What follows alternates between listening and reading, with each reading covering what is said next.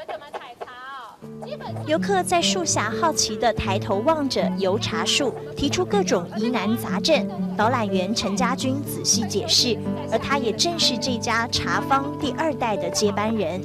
有采过茶籽经验的人会知道，茶树有一个东西很神奇，叫油茶酿。对。放眼苗栗3湾山4甲地就种满了油茶树，10月份正好是采收期。对，是绿色的。那我们曝晒完以后会变成咖啡色。不过从采收到制成茶油，还得经过2-3个月的漫长酝酿。刚摘下的果实铺在庭园里做日光浴，得晒个几10天。茶坊创办人陈福康带着斗笠，正在翻动茶果。我们这样翻的目的，茶籽是圆的，我们的用这样的话，它茶籽会翻动。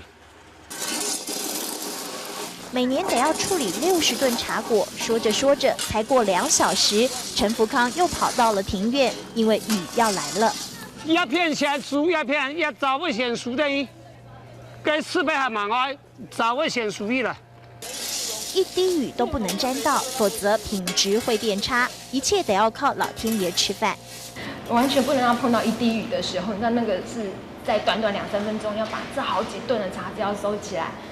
那真的是大家就是累到整个是瘫在那里的。有时候晚上深更半夜在睡觉，看着气候不好了，有雨点来了，通通电话一打，深更半夜都要起来收。晒过太阳后，还得接受80度高温烘焙。终于，机器把茶果榨成油，这色泽透亮的茶油可是客家传统，每年经济效益更高达1200万。这个本来是客家人的产品，客家人以前的老阿嬷将这个茶油榨来吃，他榨掉不要的薄，拿来用煮水煮一煮洗头发。2年前一场食品展，客家茶油走出台湾，外销欧美、杜拜，业绩也多了1成。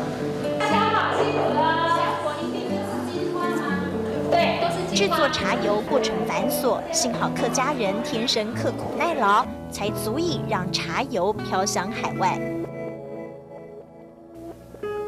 从青绿茶果到金黄茶油，一关关繁复手续，用客家文化酝酿，用客家精神守成，终于等到油芳的香气飘散在我的感动时刻。